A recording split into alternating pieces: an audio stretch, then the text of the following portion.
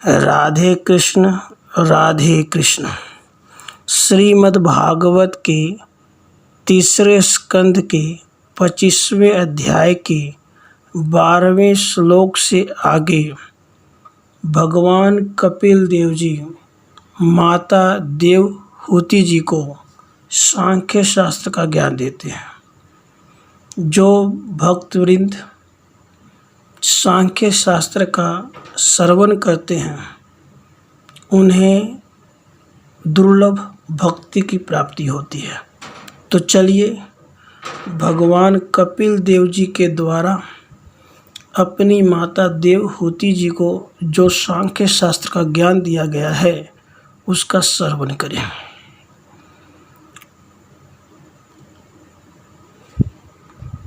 भगवान कपिल देव जी ने अपनी माता से कहा, पुरुषों के कल्याणार्थ ब्रह्म विद्या में आशा रखनी यही मेरा मत है।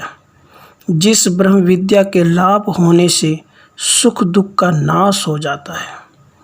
हे माता, सर्व प्रकार से बहुत निपुण योग को सुनने की इच्छा वाले योगियों की जो योग मैं पहले कहा था वही कहता हूँ, तुम सुनो। निश्चय करके चित्त इसके बंधनार्थ है और आत्मा का चित्त मुक्ति के अर्थ है। गुणों की आसक्ता होने से बंधन होता है और जो पुरुष ईश्वर में लगे हैं तो मुक्ति हो जाती है। जब मैं मेरा यह विमान उठा हुआ काम लोभ आदि मलों से रहित शुद्ध मन होता है तब सब दुख नाश होकर सुख की प्राप्ति होती है।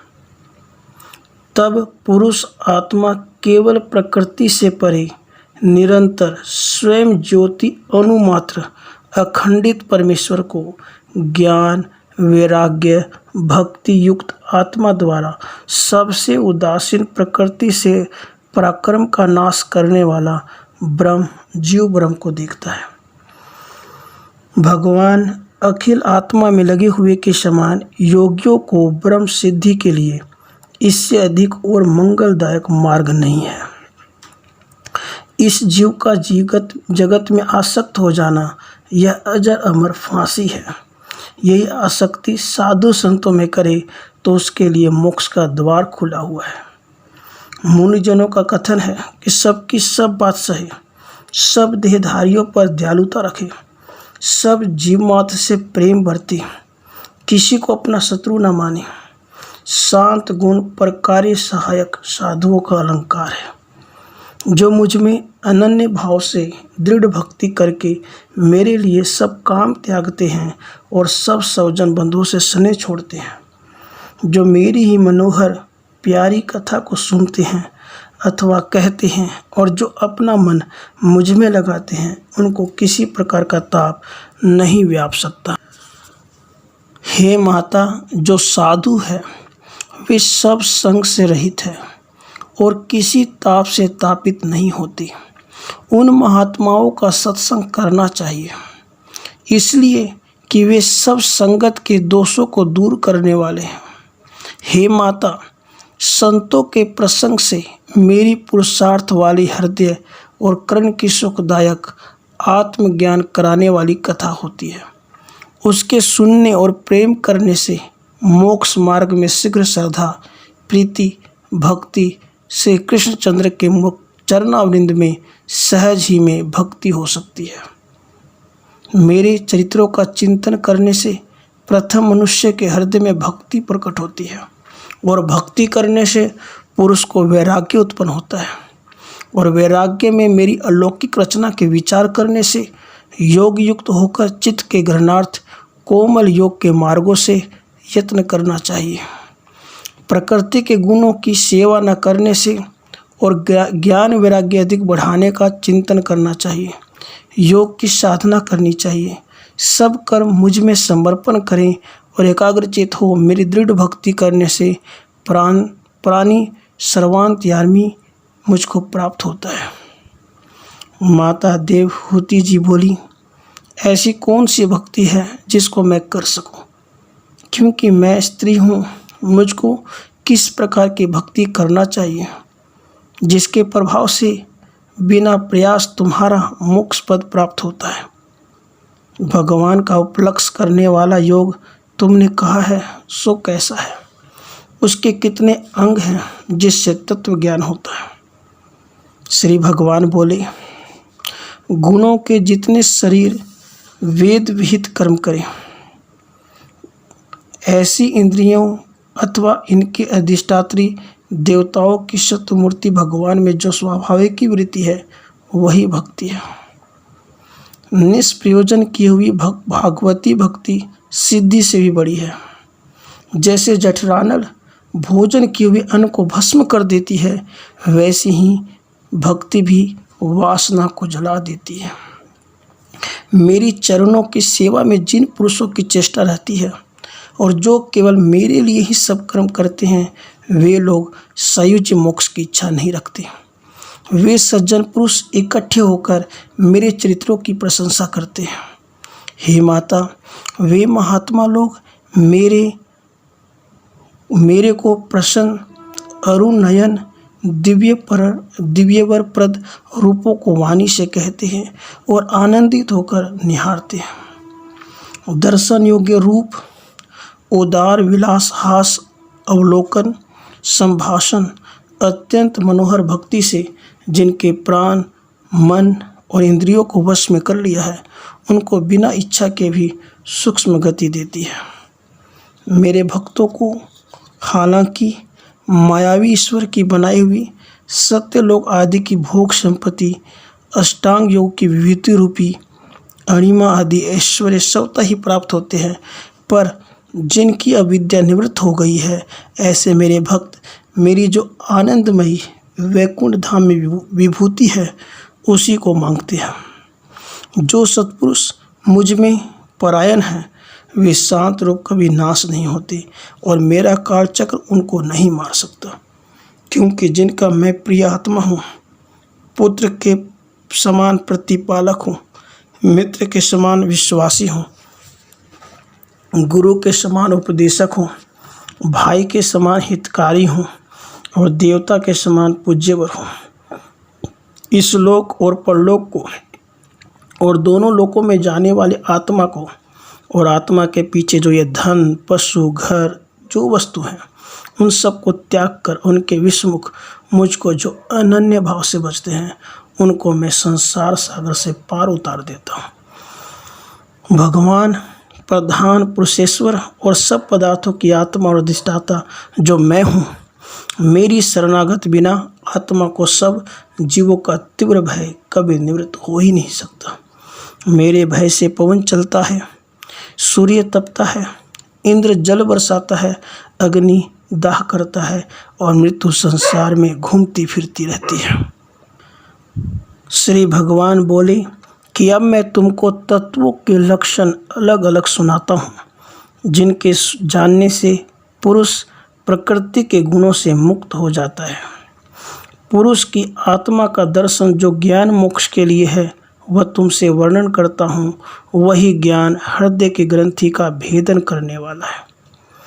अनादि आत्मा पुरुष निर्गुण प्रकृति से परे पूजनीय तेज का आप ज्योति स्वरूप है, जिससे विश्व प्रकाशित है। यह प्रभु सूक्ष्म देवी गुणमयी अपनी इच्छा से प्राप्त प्रकृति की लीला करके प्राप्त हुई।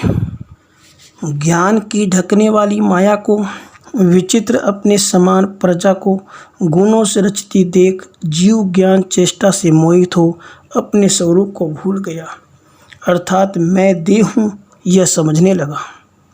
इस प्रकार परमेश्वर के ध्यान से और प्रकृति के किए हुए गुणों से कर्म करने पर भी यह जीव कहता है कि मैं कर्म करता हूँ, कर्तृभाव को आत्मा में मानता है। यद्यपि यह पुरुष साक्षी मात्र है, इस कारण अकर्ता है, तो भी इस अकर्ता को अपने आप में कर्मत्व धर्म को मानने से ही कर्मों का बंधन होता है, और जो किसी के अधीन नहीं है उसी को भोगों में पराधीनता होती है, और जो सुखात्मक है उसको जन्म मृत्यु प्रवाह होता है। कार्य कारण कर्तृत्व में कारण प्रकृति को जानो। सुख दुख के भोक्ता प्रकृति से परे पुरुष है। माता देवहूति जी बोली, हे पुरुषोत्तम, प्रकृति पुरुष का लक्षण कहो और उनकी सत असत आत्मा का जो कारण है वो कहो। श्री भगवान जी बोले, सवता विशेष अर्थात भेद रहित होने पर भी जो सर्व विशेषों का आश्रय वो प्रधान तत्व है उसे प्रकृति कहते हैं। 5, 5, 4 और 10 यह 24 तत्वों का समूह प्रकृति की बनावट होने से प्राकृतिक कहलाता है। पृथ्वी, जल, अग्नि, वायु, आकाश ये 5 महाभूत हैं। गंध, रूप, रस, स्पर्श और शब्द ये 5 तन्मात्रा है। आँख, कान, नाक, जीभ, त्वचा ये 5 ज्ञानेंद्रिय हैं। हाथ, पैर, मुख, उपस्थ, गुदा ये 5 कर्मेंद्रिय हैं। मन, बुद्धि, चित्त, अहंकार ये 4 आत्मा के भीतर हैं। लक्षण और प्रवृत्तियों से 4 प्रकार का भेद लक्षित होता है। सगुण रूप का इतना ही व्याख्यान है। यह संक्षेप मात्र मैंने तुमसे कहा। जो काल है वह भी माया की ही एक अवस्था 25 तत्व होकर रहती है। हे माता, जिसका कोई विशेष स्वरूप नहीं, तीनों गुणों की साम्यावस्था ही जिसका स्वरूप है, ऐसी प्रकृति की चेष्टा रूप काल से भगवान का अनुमान होता है। जो भगवान अपनी माया से जीव मात्र के भीतर प्राप्त हो रहे हैं, भीतर पुरुष से और बाहर काल रूप से रहते हैं। देव से जिसके धर्म शोभ को प्राप्त हुए, ऐसी अपनी योग माया में पर पुरुष ने हिरण्मय महत्त्व को रचा। अपने भीतर विश्व को जो धारण किया था उसको प्रकट किया। जो सत्व, स्वच्छ, शांत, द्वेष रहित भगवान का उत्तम स्थान है, जिसको वासुदेव कहते हैं। पृथ्वी का संसर्ग होने से प्रथम जैसे जल की स्थिति स्वच्छ और शांत होती है, वैसे ही दूसरे विकार के प्राप्त होने से पहले स्वच्छता अर्थात भगवान के विभव का ग्रहण करना, लय विक्षेप शून्य होना, शांत होना, इन वृत्तियों द्वारा महत्त्व का लक्षण कहा जाता है। भगवान के वीर्य से जिनकी उत्पत्ति ऐसा महत्त्व विकार को प्राप्त हुआ, तब क्रिया, शक्ति, अहंकार त्रिविध उत्पन्न हुआ। वैकारिक, तेजस, तामस जिससे हो वह मन, इंद्रियां, 5 महाभूत, महत्त्व इनसे प्रकट होते हैं। अहंकार के उपास्य देवता भगवान शेष जी हैं, जिनके सहर्ष शीर्ष हैं, उनको साक्षात अनंत कहते हैं। वह संकीर्ण पुरुष हैं, भूत, इंद्रिय, मनोमय है। जब सात्विक अहंकार विकार को प्राप्त होता है, तब मन उत्पन्न होता है और संकल्प विकल्प से जो कामना उत्पन्न होती है वह मन का लक्षण है। जब तेजस अहंकार तत्व जब विकार को प्राप्त हुआ, तब बुद्धि तत्व उत्पन्न हुई।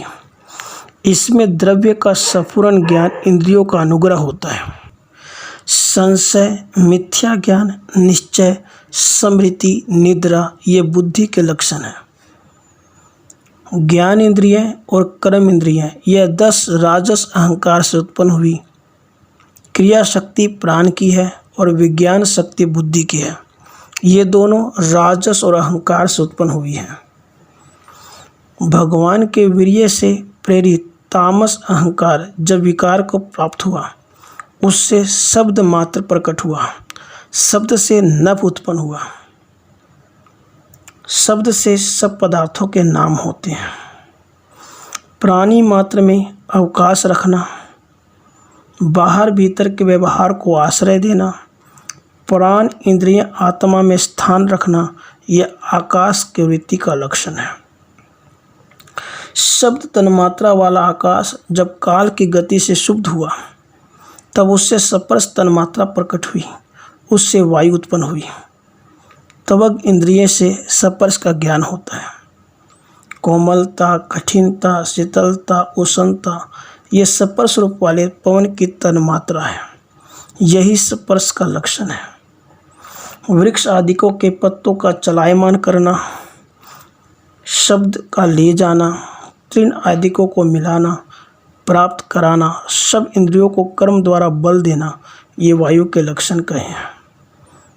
जब स्पर्श वाली वायु देव से प्रेरित हुई तब उससे रूप प्रकट हुआ, उससे तेज हुआ, उससे ग्रहण करने वाली चक्षु इंद्रिय हुई।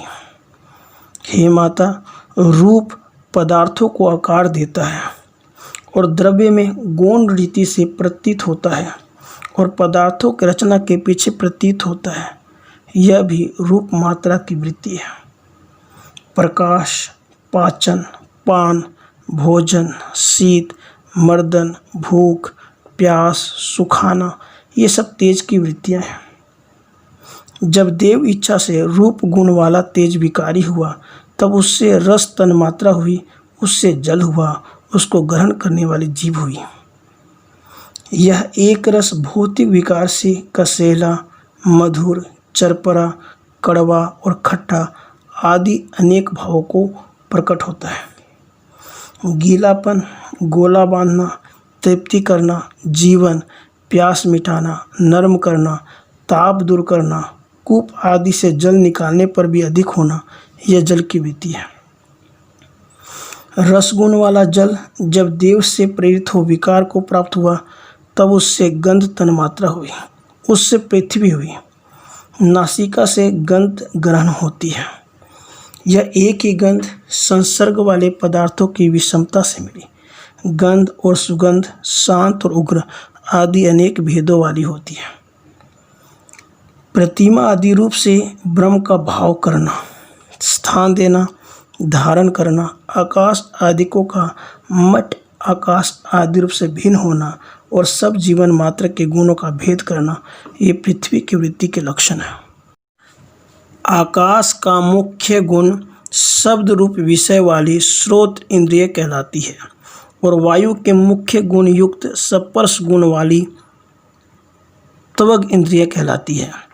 तेज के मुख्य गुण रूप को विषय वाली चक्षु इंद्रिय हैं और जल के मुख्य गुण रस को विषय वाली जिह्वा इंद्रिय है। पृथ्वी का मुख्य गुण गंध को विषय करने वाली घ्राण इंद्रिय है। इन पूर्व के पदार्थों का पिछले पदार्थों में संबंध होने से अपने कारण आकाश आदि पदार्थों का धर्म शब्द आदि कार्य रूप वायु आदि पदार्थों में अपने धर्म स्पर्श आदि के संग दिखता है। इसी से पृथ्वी में चारों कारणों के धर्म शब्द, स्पर्श, रूप, रस और अपना धर्म गंध यह देखने में आते हैं। जब यह महतत्व आदि सातों पदार्थ परस्पर न मिले तब इनमें और तत्वों में भी काल कर्म गुणों के साथ जगत आदि ईश्वर ने प्रवेश किया। फिर परमेश्वर के प्रवेश करने से जब यह शोभ को प्राप्त हुई तब अचेतन अंड प्रकट हुआ, उससे विराट पुरुष हुआ। 14 भुवन वाला यह भगवान का स्वरूप भूत पृथ्वी रूप ब्रह्मांड बाहर की ओर प्रधान से घिरे हुए जल आदि 7 आवरण जो कर्म से एक एक से 10 गुने बड़े हैं उनसे घिरे हैं। उदासीनता को त्याग कर भगवान महादेव ने जल में पड़े हुए हिरण्य में अंडकोश में प्रवेश कर बहुत प्रकार से छिद्र कर दिए। सबसे पहले मुंह प्रकट हुआ, उससे वाणी हुई, उसके देवता अग्नि हुए। फिर नाक उत्पन्न हुई जो प्राणों को चलाने वाली हुई, उससे घ्राण इंद्रिय हुई। घ्राण से वायु इंद्रिय हुई, घ्राण से वायु उत्पन्न हुई। इन दोनों से चक्षु हुए, उससे सूर्य उत्पन्न हुआ। फिर कान प्रकट हुए, उनसे 10 दिशा प्रकट हुई। फिर विराट की त्वचा निकली, उसमें रोम, मूछ, केश आदि हुई, उनसे सब औषधियाँ उत्पन्न हुई।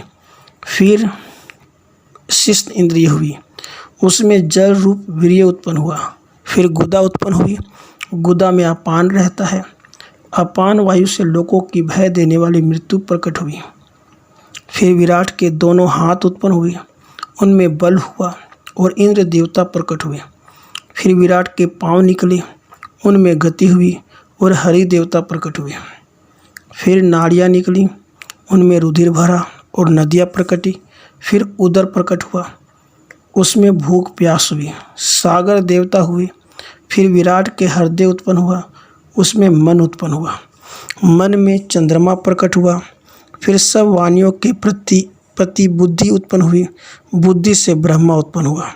फिर हृदय में अहंकार उत्पन्न हुआ, उसमें शत्रज्ञ अधिष्ठाता प्रकट हुए। फिर विराट के हृदय में चित्त इंद्रिय उत्पन्न हुआ और चित्त में शत्रज प्रकट हुआ। यह सब देवता उत्पन्न होकर उस विराट के देह में घुसे, परंतु उसको उठा न सके। फिर क्रम से आकाश आदिकों ने उठाने को उसमें प्रवेश किया। वाणी के मार्ग से अग्नि ने मुख में प्रवेश किया, तो भी विराट न उठा। घ्राण इंद्रिय सहित नाक में पवन घुसी, तो भी विराट न उठा। चक्षु इंद्रिय सहित भास्कर ने नेत्रों में प्रवेश किया, तो भी विराट न उठा। श्रोत्र के संग दिशाएं कान में घुसी, तो भी विराट न उठा। फिर रोम सहित सब औषधियाँ त्वचा में घुसी, तो भी विराट न उठा। वीर्य सहित जलन शिश्न में प्रवेश किया, तो भी विराट न उठा। अपान सहित मृत्यु गुदा में आई, तो भी विराट न उठा। इंद्र ने बल सहित हाथों में प्रवेश किया, तो भी विराट न उठा। गति सहित विष्णु ने चरणों में प्रवेश किया, तो भी विराट न उठा। नदियाँ रुधिर सहित नाड़ियों में घुसी, तो भी विराट न जागा। सुधा तृषा सहित समुद्र ने उदर में प्रवेश किया, तो भी विराट न जागा। मन सहित हृदय में चंद्रमा ने प्रवेश किया, तो ही विराट न उठा। फिर बुद्धि सहित ब्रह्मा जी हृदय में बैठी, तो भी विराट न उठा। अभिमान सहित रुद्र ने हृदय में प्रवेश किया, तो भी विराट न उठा। चित्त सहित चित्त के स्वामी शत्रज्ञ ईश्वर ने जब हृदय में प्रवेश किया, उसी समय विराट पुरुष जल से उठ बैठा। जैसे सोए हुए पुरुष को प्राण, इंद्रिय, मन, बुद्धि, जिनके बिना कोई अपने पराक्रम से उठा नहीं सकता, उसी प्रकार इस विराट पुरुष को चेतन शत्रज्ञ के बिना कोई नहीं उठा सका। सब जीव के प्रति इन ईश्वर के योग से उत्पन्न जो बुद्धि की प्रवृत्ति होती है, उससे विरक्ति और विरक्ति से भक्ति होती है और भक्ति से एकांत में बैठकर ज्ञान उत्पन्न होता है, जिससे पुरुष को चाहिए कि देह में आत्मा का विचार करे। जब आत्मा का विचार निश्चय हो जाए, तब नित्य उसी का ध्यान और चिंतन करे। भगवान कपिल देव जी बोले कि यद्यपि पुरुष प्रकृति में स्थित है, तो भी प्रकृति के गुणों के किए हुए दुख सुख आदि गुणों में लिप्त नहीं होते, क्योंकि पुरुष निर्विकारी, अकर्ता और निर्गुण होने से जल में सूर्य की परछाई की नाई लिप्त नहीं होता। वही पुरुष जब गुणों में सब ओर से आसक्त हो जाता है, तब कहता है कि देह मैं हूँ। इस प्रकार अहंकार से विमूढ़ होकर फिर कहता है कि कर्ता मैं हूँ। इस प्रकार सदा अभिमानी बना रहता है। इसी अभिमान से बेबस होकर और सुख न पाकर सत असत मिश्रित योनियों में प्रकृति के संग के क्रम और दोषों से संसार के चक्कर में घूमता रहता है। कभी जन्मता रहता है, कभी मरता रहता है। विचार की रीति से देखिए तो संसार कोई वस्तु नहीं और विषय वासना करने वालों से संसार छूटता नहीं। इसलिए कुकर्मियों के मार्ग में आसक्त चित्त को सहज सहज में तीव्र भक्ति योग विरक्त से अपने वश में करें। श्रद्धा सहित योग मार्ग आदिकों से अभ्यास करता रहे और मुझसे निष्कपट प्रीति रखे। मेरी कथा सुने। सब जीव मात्र में समभाव वर्ते, किसी से शत्रुता न करे, कुसंग का त्याग करे, ब्रह्मचर्य धारण करे, मौन व्रत रहे, अपना धर्म बलवान समझ उसमें स्थित रहे, जो भगवत इच्छा से मिल जाए उसी में संतुष्ट रहे, लघु भोजन करे, मुनियों की वृत्ति धारण करे, एकांत में वास करे, शांत वृत्ति में सबसे मित्रता रखे, सब पर दयालु हो, आत्मज्ञानी रहे, कुटुंब सहित देह में आसक्त न हो, ज्ञान से तत्व का दर्शन करे, प्रकृति पुरुष को देखें। प्रकृति पुरुष का जब निश्चय विवेक हो जाता है तब बुद्धि की तीनों अवस्था जागृत आदि से निवृत्ति होती है। उस समय सब अमंगलों से आज़ादी मिल जाती है। बुद्धि से परमात्मा को प्राप्त हो। जैसे चक्षु इंद्रिय द्वारा सूर्य को देखे, उसी प्रकार अपने अहंकार वचीन आत्मा को जानकर आत्मा का दर्शन करें। इस प्रकार अभ्यास करते करते परमात्मा जो उपाधि रहित मिथ्याभूत अहंकार में सद्रूप से आभासमान माया का अधिष्ठान है, उस ब्रह्म को प्राप्त होता है। जैसे आकाश के भास्कर का जल स्थित प्रकाश स्थल वासी पुरुष को दिखे, उसी भांति अपने प्रकाश से सूर्य जल स्थित प्रतिबिंब से सूर्य को देख सकता है। इसी प्रकार तीन वृत्ति वाला अहंकार पंचभूत इंद्रियां मनोमय अपने प्रकाश से इस सदा काल में होने वाले आभास से सत्य दृष्टि ईश्वर लक्षित होता है। सुषुप्ति अवस्था में निद्रा के कारण पंच महाभूत, उनके शब्द आदि सूक्ष्म रूप, मन, इंद्रियां, बुद्धि आदि इस संसार में निद्रा से असत में लीन हो जाते हैं। उस समय आत्मा विनिद्र होकर सब अहंकार को त्याग देता है। देवहूति जी बोली, हे ब्राह्मण, हे जनार्दन, प्रकृति कभी पुरुष को नहीं छोड़ती, क्योंकि पुरुष प्रकृति के आश्रय है और प्रकृति पुरुष के आश्रय है। इस कारण इनका विलग होना बन नहीं सकता। जैसे गंध कभी पृथ्वी से अलग नहीं होती, गंध में पृथ्वी, पृथ्वी में गंध, जल में रस, रस में जल, इसी प्रकार परमेश्वर में बुद्धि है। प्रकृति और पुरुष का अलग होना कठिन है।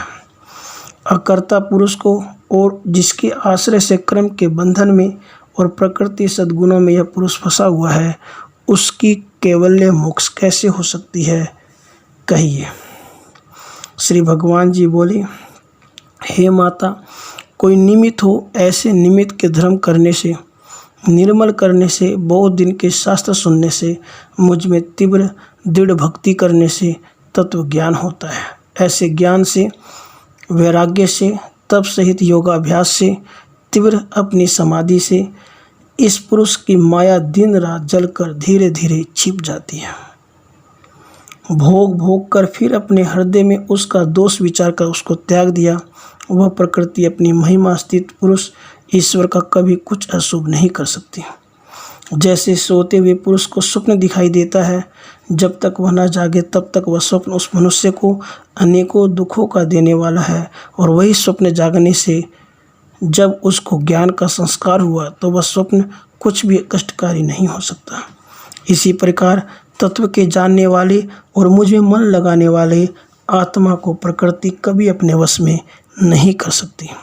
इसी प्रकार अनेक जन्म के साधन करने से, ब्रह्मलोक तक के सब पदार्थों के त्यागने से, मेरे पूर्ण भक्त मेरी अनंत भक्ति से जब मेरे यथार्थ रूप का उसको ज्ञान हो जाता है, तब अध्यात्म ज्ञान में उनकी प्रीति होती है। तब आत्मज्ञान से वह कल्याण को प्राप्त होता है। इस संसार में धीर अनायास प्राप्त होते हैं। अपनी दृष्टि से सब संशय नष्ट हो जाता है। इस शरीर को त्याग कर वो वहाँ जाता है जहाँ के गए योगी जन फिर लौटकर संसार में नहीं आते। हे माता, जब योगी जनों का योग बढ़ता है तब माया की वृद्धि होने से अनिमा आदि सिद्धियाँ बढ़ती हैं। उनके बढ़ने का कुछ और प्रयोजन नहीं है, केवल विघ्न करने के लिए आती हैं। जो उस समय भक्त का चित्त उनमें आसक्त न हुआ तो उसको मेरी अनन्य अत्यंत सुखदायिनी व अनपायिनी गति प्राप्त होती है, जहाँ मृत्यु का कुछ भय नहीं होता।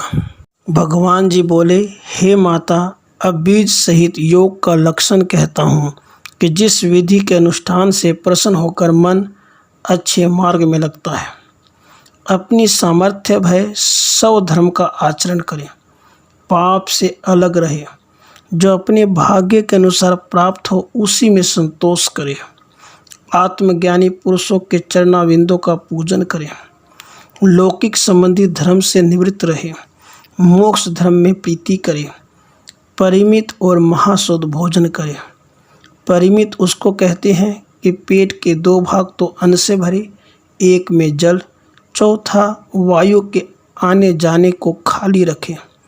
एकांत स्थान में वास करे, जहाँ किसी प्रकार की बाधा न हो, जीव हत्या न करे, सत्य बोले, चोरी न करे, जितने में अपना प्रयोजन सिद्ध हो उतना ही संचय करे, अधिक न करे, ब्रह्मचर्य धारण करे, तप करे, अंदर बाहर की शुद्धि रखे, वेद का पाठ करे, श्री कृष्णचंद्र आनंद कंद के चरणाविंद की वंदना करे, किसी से व्यर्थ न बोले, मौन धारण करे, आसन को जीतने का अभ्यास करे, स्थिर रहे, धीरे धीरे प्राण को जीते, मन को जीते, इंद्रियों को विषय से खींचकर हृदय में धारण करे।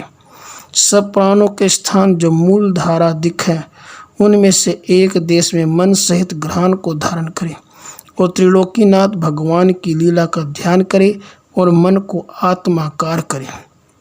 इनसे और अधिक उपायों से और साधनों से मन को जीते और असत मार्गों में जो मन लगा है उनको धीरे धीरे बुद्धि से जीते और प्राण को जीते, निरालस्य होकर रहे, पवित्र देश में रहे। विशेष करके प्रथम तो आसन को जीते, फिर कुशा पर कृष्ण चर्म, उसके ऊपर वस्त्र बिछाकर मृग मांगलिक आसन मारकर बैठे। शरीर को सीधा रख कर प्राण को वश करने का अभ्यास करें। पूरक कुंभक रेचक से प्राण के मार्ग को आधे और प्राणायामों के उल्टे क्रम से चित्त का शोधन करें। जिन्होंने श्वास जीता, ऐसे योगियों का मन थोड़े ही दिनों में शुद्ध हो जाता है, जैसे पवन अग्नि के धर्म से तापित सुवर्ण मल को त्याग कर निर्मल हो जाता है। प्राणायामों से तो वात पीत कफ के मल को और धारणा से सब पाप को दूर करें। प्रत्याहार से विषयों को दूर करें और ध्यान से राग आदि को दूर करें। जब योग के प्रभाव से मन शुद्ध हो जाए, तब सावधानता से भगवत के स्वरूप का ध्यान करें और अपने नासिका के अग्रभाग को देखता रहे।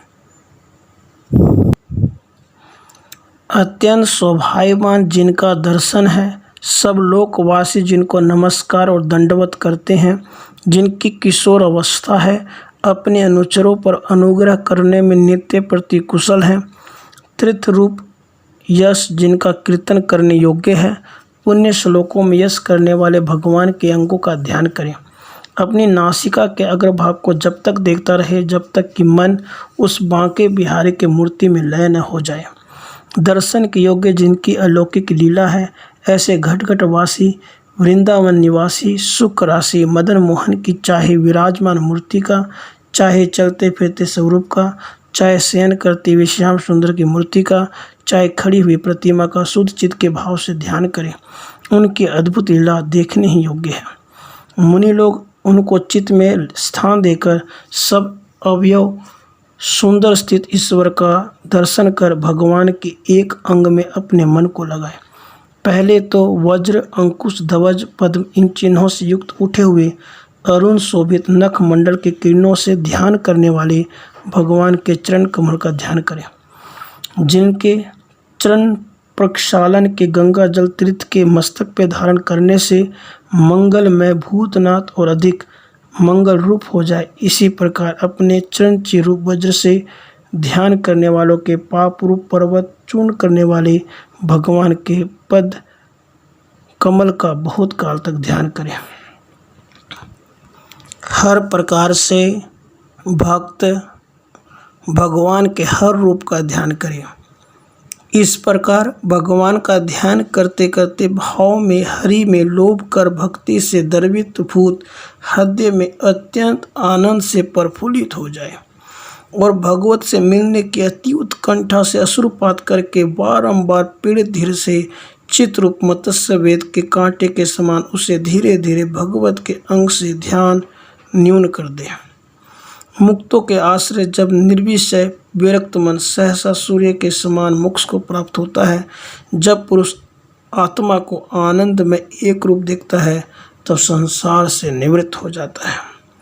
इस प्रकार मन की अंतिम निवृत्ति से सुख दुख सहित ब्रह्म स्वरूप में स्थित हुआ योगी सुख दुख का भाव गुना जो पहले अपने स्वरूप में विदित होता था, उसे अविद्या से उत्पन्न हुए अहंकार में त्याग देता है। पहले कहे हुए लक्षण से सिद्ध हुआ योगी अपने देह को भी नहीं देखता, फिर सुख दुख को क्यों कर देखे। जैसे मदमत मनुष्य को पहने वस्त्र का ज्ञान नहीं रहता, उसी प्रकार योगी को अपने श्री का ज्ञान नहीं रहता। मत पुरुष का वस्त्र प्रारब्ध से जाते रहे या रह जाए, उसको किसी शुद्धि नहीं रहती। इसी प्रकार योगी का देह चाहे आसन पर रहे व चला जाए, उसे उसकी शुद्धि नहीं रहती। प्रारब्ध के अधीन हुआ उसका देह जब तक उसका प्रेरक हो तब तक इंद्रियों से ही जीता रहता है, परंतु समाधि पर्यंत योग को प्राप्त हुआ आत्म स्वरूप का ज्ञाता योगी स्वप्न अवस्था के देह के समान मैं और मेरा करके नहीं जानता। जैसे पुत्र धन से पुरुष अपने आप को अलग मानता है, ऐसे ही आत्मभाव मानकर अभिमत देह आदि से ईश्वर को अलग मानता है।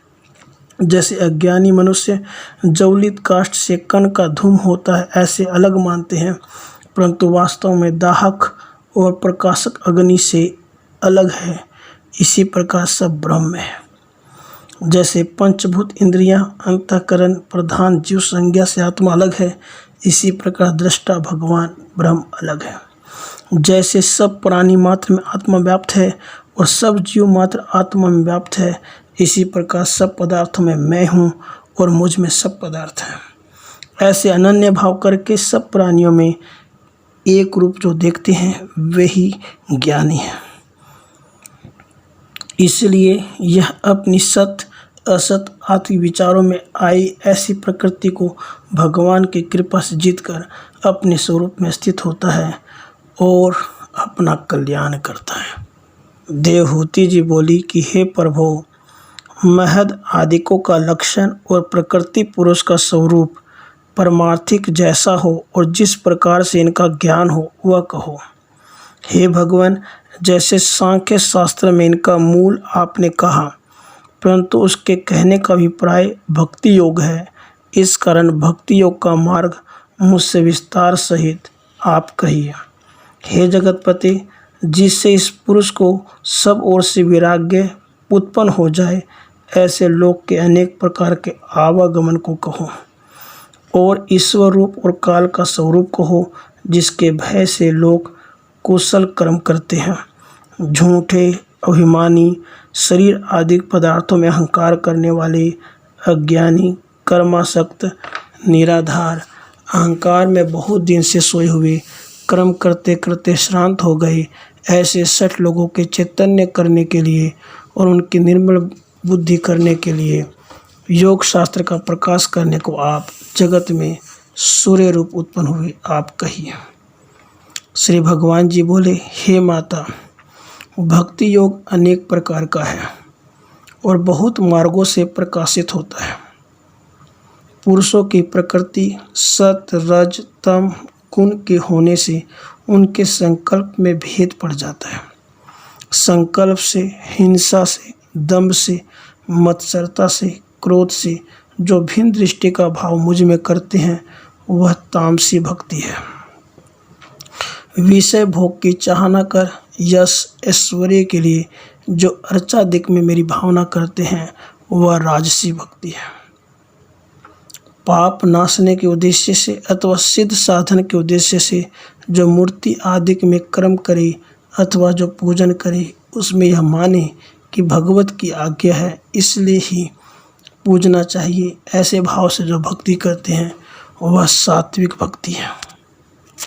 उठते बैठते खाते पीते हर समय अपना मन मुझ परमात्मा में लगाए रखें, यह सगुण भक्ति है।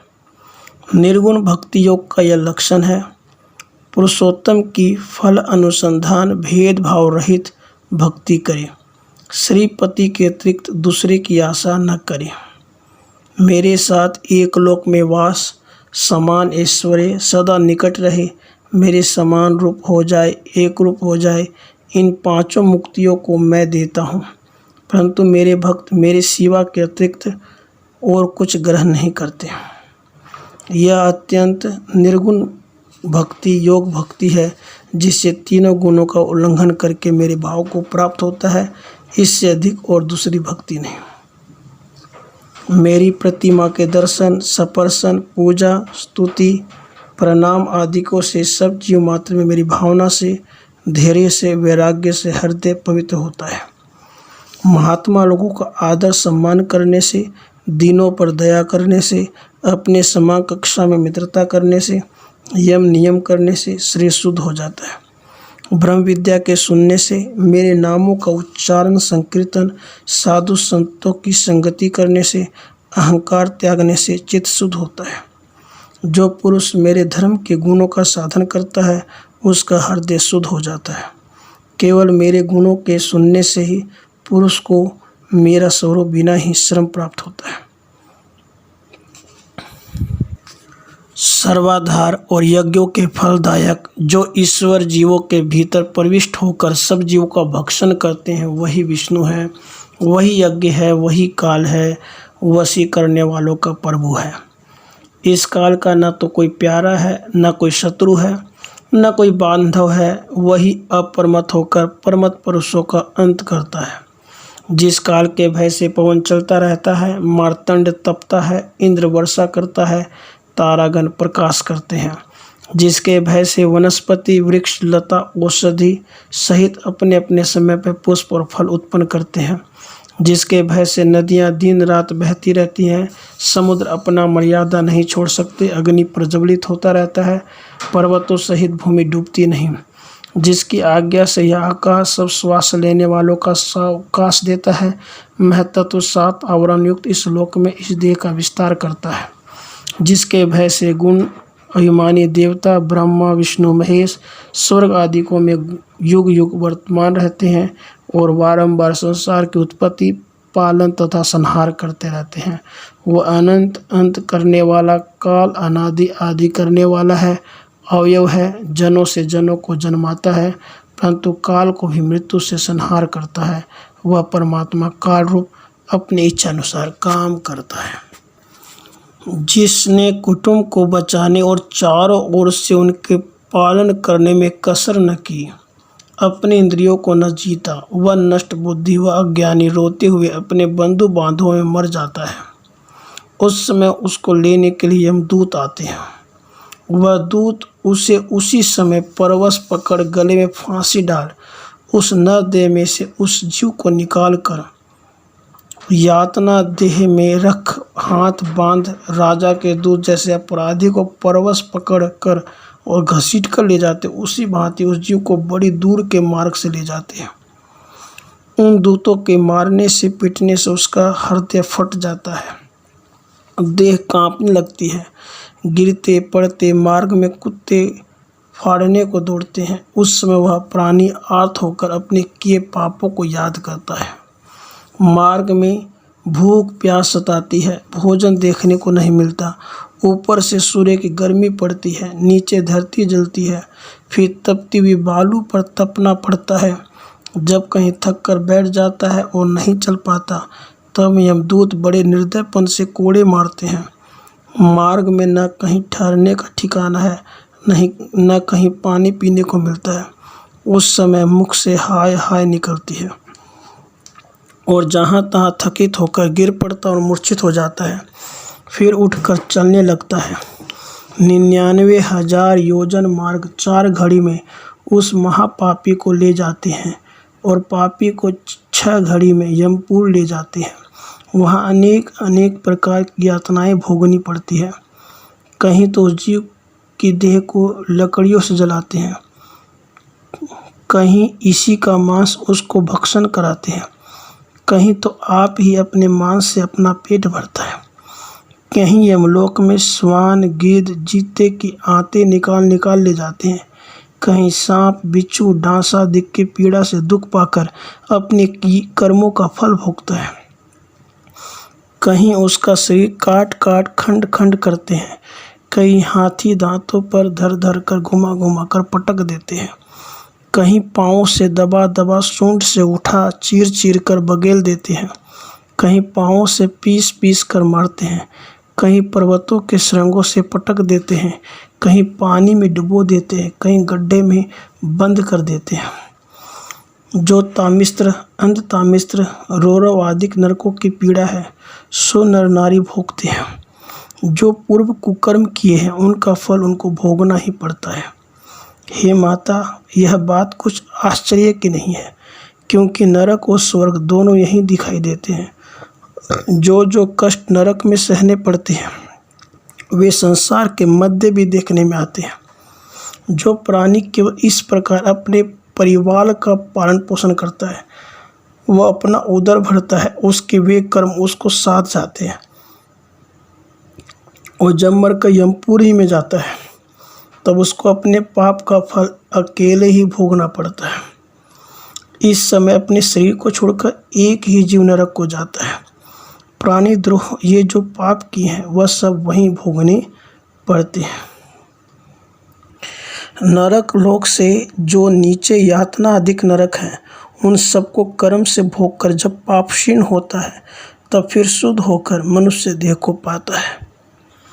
इसलिए भक्तों को चाहिए कि वो उठते बैठते खाते पीते सोते जागते हर समय अपना ध्यान अपने परम पिता परमात्मा भगवान श्री कृष्ण के चरणारविंद में लगाएं। अभ्यास और वैराग्य से मन को अपने नियंत्रण में करें। वो ये समझें कि मैं भगवान का दास हूँ और मेरा केवल प्रियतम परमात्मा भगवान श्री कृष्ण है। भगवान श्री कृष्ण के सिवा मेरा इस धरती पे कोई नहीं है। केवल भक्ति भाव से भगवान श्री कृष्ण जी को स्मरण चिंतन करता हुआ जो मिले उसी में संतुष्ट रहे। जो भक्त श्रद्धा